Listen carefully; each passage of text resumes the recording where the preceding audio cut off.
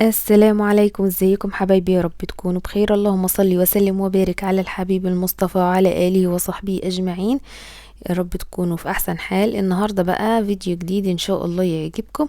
هنعمل فيه البرجر بطعم الجاهز بالظبط، بطعم الشركات إن شاء الله. حاجة مضمونة عاملينها بإيدينا. آم، يعني كلنا بنخاف نجيب الحاجات ديت من بره علشان مصنعة، بس احنا النهاردة هنعملها بطريقة حلوة جدا زي برجر الشركات بالظبط، وطعمه مش هتفرقيه خالص عنه. نقول بسم الله، اللهم صل وسلم وبارك على الحبيب المصطفى. هنا بقى البهارات بتاعتنا سهلة جدا: معلقة كبيرة من الثوم البودر، معلقة كبيرة من البصل البودر، معلقة كبيرة من بهارات البرجر، ودي متوفرة عند اي عطار. لو مش متوفرة حطي بهارات لحمة. تمام. رشة فلفل اسود صغيرة، معلقة وسنة كده صغيرة من الملح، ورشة شطة على حسب المذاق. هنا 500 جرام من اللحمة المفرومة او نص كيلو، وحطيت عليهم كوباية من بتاعة العصير دي من الفول الصويا. زي ما انت شايفة هو ده شكله. حطيته كده في المية ربع ساعة، وبعد كده هصفيه من المية دي. هو متوفر في اي مكان، يعني سهل ان انت تلاقيه. اهو هو ده اللي هيخليه زي بتاع الشركات بالظبط، هيديله نفس الطعم بتاع الشركات. شايفين؟ وزي الجاهز بالظبط يا جماعة. هي دي الإضافة اللي بيحطوها على اللحمة، بيخلي طبعا حجم اللحمة كبير، والقطعة كده طعمها مميز. هو ده الفول الصويا. وكمان معلقتين كبار من الكاتشب هيخلوا معاكي البرجر طعمه حلو جدا.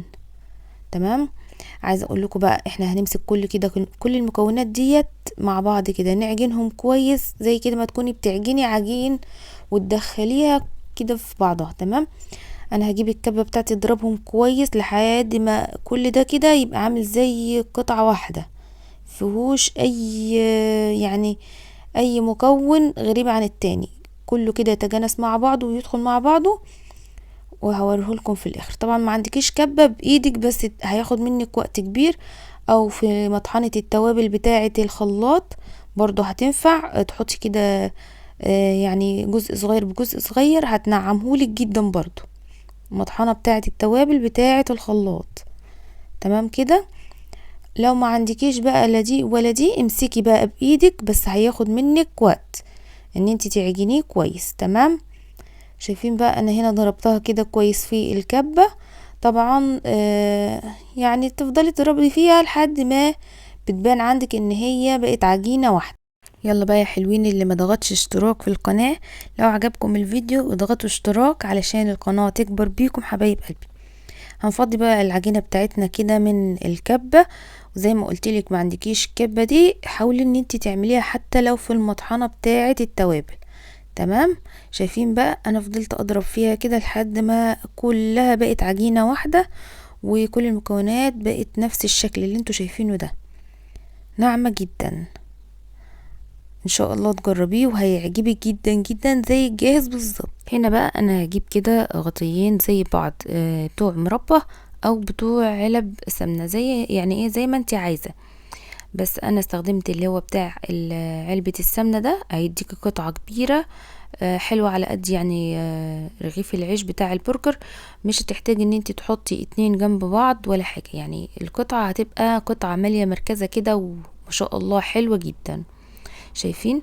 باخد كده قطعة من اللحمة وبكورها بايدي، وبعد كده ببدأ ان انا اضغطها في الغطا بالغطا التاني. تمام. اهم حاجة قطعة اللحمة اللي انت هتحطيها يعني تكون مناسبة على قد الغطا بتاعك، يعني لان الغطا دوت كبير شوية عن بتاع المربى، فانتي تحطي قطع كده على قد ما تتفرد في الغطا كله، علشان تطلع متساوية معاكي وحجمها مناسب للغطا اللي انتي بتستخدميه. تمام. عايزه اقولك بقى، لو انت هتستخدمي غطا بتاع مربى هيبقى صغير عن ده، فانت ممكن تحطي اتنين بقى فوق بعض او جنب بعض زي ما انت عايزه. البرجر بتاعنا هيديكي كمية اقتصادية كبيرة، ولو هتعملي بغطا اصغر من الغطا اللي انا عامله بيه ده هيعمل معاكي كميه اكبر من اللي انا عاملاها. كمان ممكن تشيلي منه في الفريزر، تحطيه كده في الاكياس اللي انا عاملاها دي، تلفيه كده كل واحده في الكيس بتاعها وتشيليها. عايزه اقولك برضو العيش بتاع البرجر لازم لو انتي هتعمليه قبلها بفتره تحمصيه، علشان العيش يبقى ماسك نفسه، السندوتش بتاعك يبقى طعمه حلو. لو هتقدميه على طول يعني تاخدي كده البرجرة من الطاسة تحطيها وتقدميها لولادك على طول، مفيش مشكلة ان انت تعمليه يعني كده السندوتش في ساعتها. هنا بقى شرايح طماطم، بصل، خيار مخلل لو انت بتحبيه، كابوتشي، اي صوصات بقى انت بتحبيها.